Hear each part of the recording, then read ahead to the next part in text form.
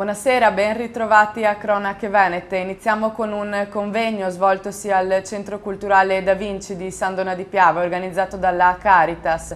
A partecipare alla tavola rotonda anche la sezione locale di Confartigianato per discutere sul disagio sociale e sulla povertà in questo momento di crisi. Vediamo il servizio. La tavola rotonda. È questo il titolo dell'incontro svoltosi venerdì 23 novembre presso l'Auditorium Leonardo da Vinci di San Donà di Piave. Un titolo che, come l'evento stesso, rimanda a un principio di uguaglianza, senza che una voce sovrasti l'altra.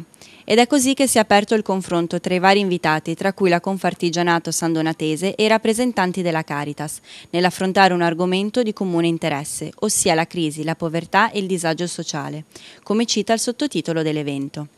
Tanti sono i nomi delle autorità che hanno preso parte all'incontro. Tra loro Oliviero Leo, assessore ai servizi sociali di San Donà di Piave, Marco Viotto, vicepresidente della Confindustria di Venezia, e Ildebrando Lava, presidente della Confartigianato sandonatese, a ricordarci che la Repubblica Italiana è fondata sul lavoro e a sottolineare il valore delle aziende presenti nel nostro territorio, che costituiscono una vera e propria ancora di salvezza nel periodo che stiamo vivendo. Un incontro che ha spiccato per l'originalità dell'aprire un dialogo fra enti apparentemente opposti, ma uniti in realtà da un unico fine che tocca ogni cittadino, perché lavorando di comune accordo queste due forze possono vantare un grande potenziale al fine del nostro benessere.